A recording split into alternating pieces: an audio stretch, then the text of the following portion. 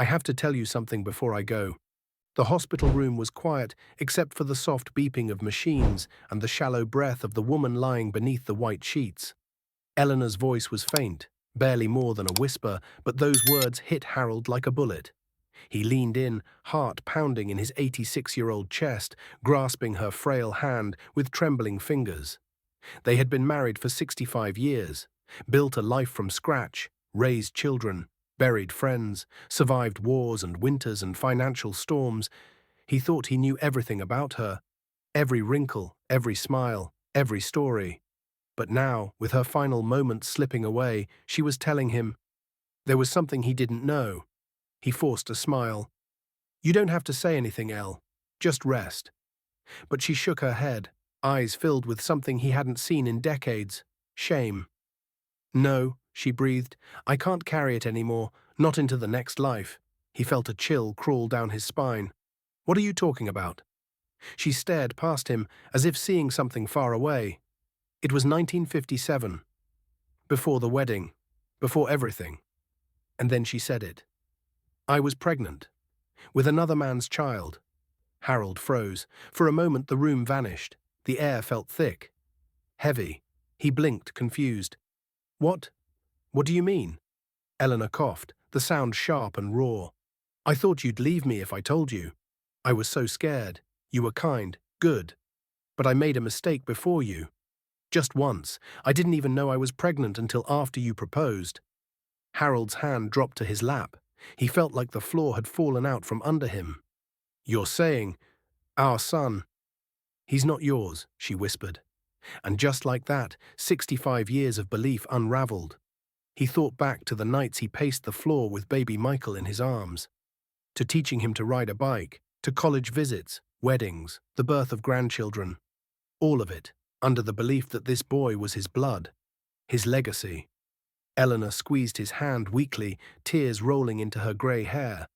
"But you became his father, Harold. Every step, every sacrifice, he never knew, because it didn't matter to you. And maybe I was wrong to lie, but I never once stopped loving you. You gave me a life I never thought I deserved." He wanted to pull away, to shout, to leave, but he didn't.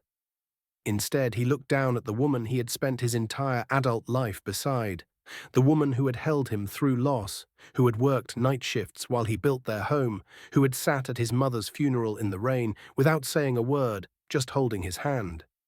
He saw her, not the mistake, but the millions of moments that came after.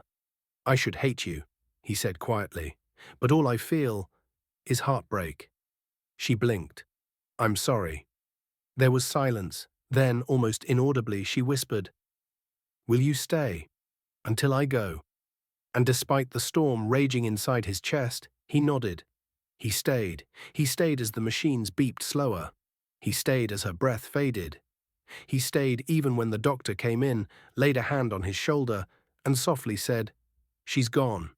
Harold didn't cry. Not right away. He just stared at the woman who had kept one truth hidden longer than most people live. And yet, he didn't leave. The funeral came a week later.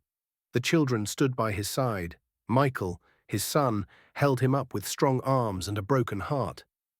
Harold didn't tell him, not yet, maybe not ever, because some truths, he realized, aren't always meant to break people. Some truths are confessions meant to die gently, like petals falling in late autumn, soft, sorrowful, and full of grace. Weeks passed. Harold sat on the porch one evening with Michael beside him. Watching the sunset, he whispered, "Your mother loved you more than anything. You know that, right?" Michael smiled. "I know, Dad." And that was enough, because in the end, Harold understood something most people never do. Love isn't always clean. It's not about the flawless stories we tell at anniversaries. It's about the pain we carry and the grace we give. It's about staying when the truth finally shows up at the door. If this story touched you, subscribe the channel and hit that like button and drop a karma in the comments below.